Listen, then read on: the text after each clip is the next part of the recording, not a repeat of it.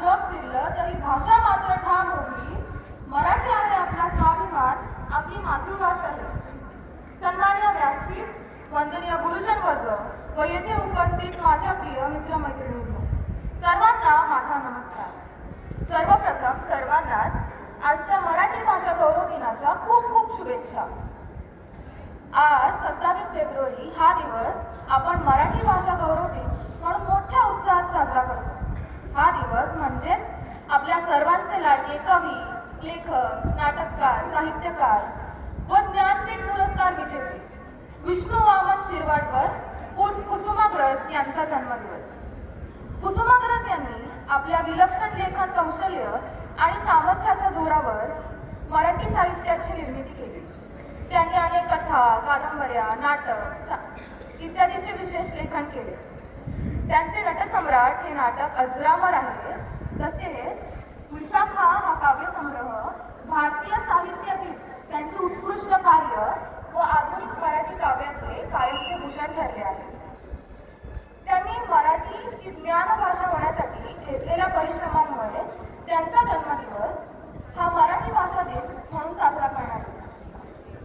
माय मराठी, साधू मराठी, भाषांचा भावार्थ मराठी, बात मराठी, साथ मराठी, जगण्यालाया अर्थ मराठी. जेव्हा लहान मूल जन्माला येते तेव्हा त्याला कुठलीच भाषा माहीत नसते. ज्याच्याशी त्याच्या पहिल्या गुजगोष्टी होतात ती म्हणजे त्याची आई, आणि म्हणूनच त्याच्या आईची भाषा ही त्याची मातृभाषा होती. आणि अशीच ती माझी लहानपणीपासूनची मैत्रीण म्हणजे मराठी, माझी मातृभाषा. पण जर आज आपण ह्याच मराठी भाषेला अंगीकारलं नाही आणि आपण इतर कितीही भाषा शिकलो तरी आपलं आयुष्य समृद्ध होईल का, हा बरा मोठा प्रश्न आहे. मग मराठी भाषा म्हणजे काय? तर ज्ञानेश्वरांनी रुजवली ती भाषा मराठी, शिवरायांनी टिकवली ती संस्कृती मराठी, संतांनी वाढवली ती मराठी, आणि आपल्या सर्वांचा अभिमान म्हणजेच मराठी.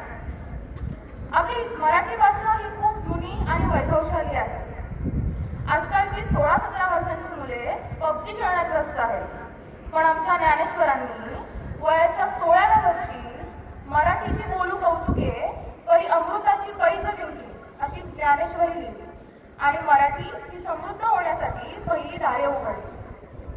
रामदासांनी मनाचे श्लोक व दासबोध याद्वारे भक्ती व संस्काराची भर घातली. तसेच संत नामदेवांच्या अभंगांनी ही परंपरा अधिक व्यापक केली.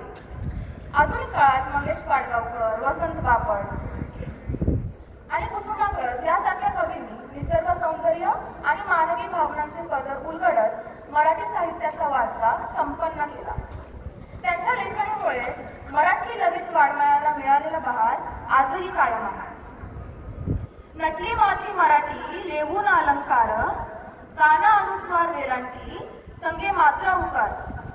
जशी एक मराठी स्त्री गळ्यात हार, कानातले, नथ, बांगड्या असे विविध अलंकार परिधान करून सौंदर्याने व अभिमानाने उभी राहते, तशीच आपली मराठी भाषा देखील विविध अलंकारांनी सजलेली आहे.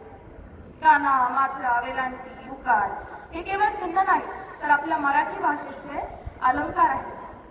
आणि ह्याच अलंकारांमुळे मराठी शब्द हे अधिक अर्थपूर्ण, अधिक सुंदर व अधिक समृद्ध होतात. जशी दागिन्यांमुळे एका स्त्रीची ओळख उठून दिसते, तशीच या भाषिक अलंकारांमुळे मराठी भाषेची स्वतंत्र ओळख होते. आणि अशीच ही आपली मराठी भाषा सौंदर्याने सजलेली, संस्कृतीने नटलेली आणि अभिमानाने उजळलेली. आणि म्हणूनच म्हणावेसे वाटते, काना मात्रा उकार वेलांटी, खळखळ वाही माय मराठी. ज्याप्रमाणे आपण अलंकाराने नटलेली भाषा पाहतो त्याचप्रमाणे समान अक्षरांची चारोळी तयार होते.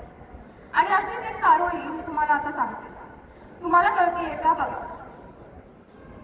कळलेलं कळलंय हे जर कळलेल्याला कळवलं की कळवलेलं कळलंय तरच ते कळलेल्याला कळेल. न कळलेलं कळण्यासाठी कळलेल्याला कळवलं की कळलेल्याला कळलेलं न कळलेल्याला कळेल. तुम्हाला कळलं तर नक्की कळवा. बघा, आहे की नाही आपली भाषा सुंदर.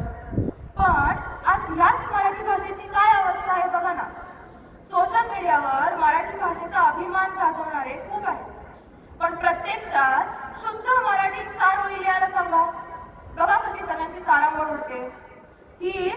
डिजिटल पिढीची शोकांतिका आहे. अहो, आज मराठीत मुलांना शिक्षण देणे हा मागासलेपणा समजला जातो. मी असं नाही म्हणत की मुलांना इंग्रजी नका शिकू, मराठीच शिकवा.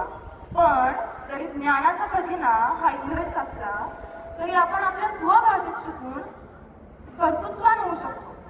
आणि हीच गोष्ट आज आपल्याला रशिया आणि जपान सारख्या देशांनी सिद्ध करून दाखवली आहे. आपण आपल्या मराठी भाषेचे संवर्धन केले पाहिजे. जास्तीत जास्त मराठी पुस्तकांचे वाचन केले पाहिजे. कारण डॉक्टर बाबासाहेब आंबेडकर म्हणतात ना, नाचून मोठे होण्यापेक्षा वाचून मोठे व्हा. आणि जर तुमच्याकडे 2 नाणी असतील तर एका नाण्याची भाकर घ्या आणि एका नाण्याचे पुस्तक घ्या.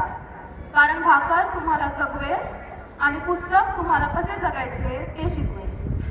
जाता जाता एवढंच म्हणेन की आपली शान मराठी, आपला मान मराठी, जगण्याचा ध्यास मराठी आणि अख्ख्या महाराष्ट्राचा श्वास मराठी.